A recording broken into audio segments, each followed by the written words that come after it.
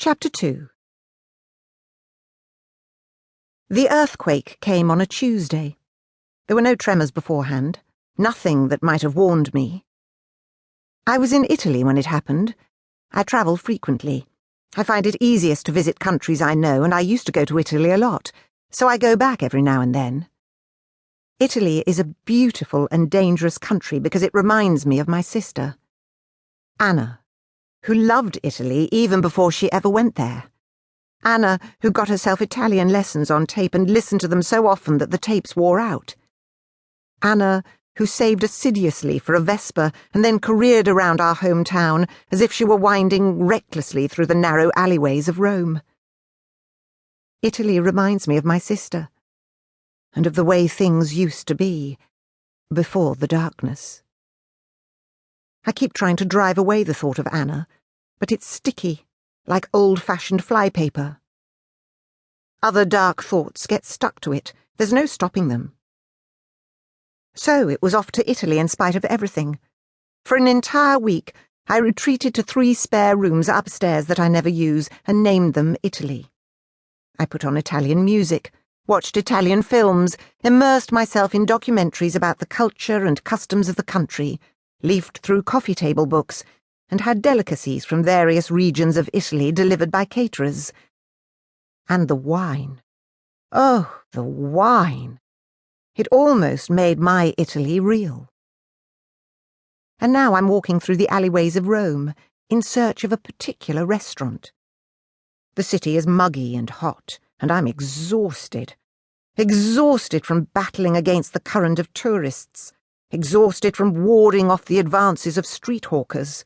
Exhausted from drinking in all the beauty around me. The colours amaze me. The sky is hanging grey and low over the eternal city, but beneath it, the Tiber flows a dull green. I must have fallen asleep, because when I wake up, the documentary on ancient Rome is over. I'm confused when I come to. I can't remember dreaming, but I have trouble finding my way back to reality. I seldom dream nowadays. In the first years of my retreat from the real world, I dreamed more vividly than ever before, as if my brain wanted to compensate for the lack of new impulses it was receiving during the day. It invented the most colourful adventures for me. Tropical rainforests with talking animals, and cities of brightly coloured glass inhabited by people with magic powers. But, although my dreams always started off light and cheerful, they would sooner or later grow dark, like a sheet of blotting paper dipped in black ink. The leaves in the rainforest would fall, and the animals would stop talking. The glass became so sharp you could cut your fingers on it. The sky turned the colour of blackberries. And, inevitably, he would appear. The monster. Sometimes it was a vague sense of threat that I couldn't get a proper hold on. Sometimes a shadowy figure lurking almost out of view. Occasionally he would pursue me, and I would run, trying to avoid looking back because I couldn't endure the sight of his face, not even in a dream. Whenever I looked straight at the monster, I would die and wake up every time, gasping for air like a drowning woman.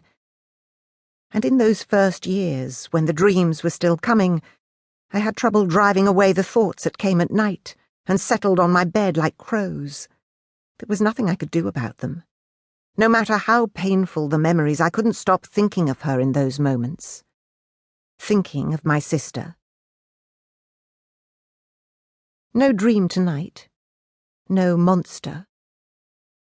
But I still feel uneasy. A sentence I can't quite make out is echoing in my head. There is a voice. I blink, my eyes gummed up. I notice that my right arm has gone to sleep and I try to massage it back to life. The television's still on, and that's where the voice is coming from. The voice that had found its way into my dream and woken me up. It's a man's voice. Businesslike and neutral, same as all the other voices on these news channels that broadcast the lovely documentaries I'm so fond of. I heave myself up.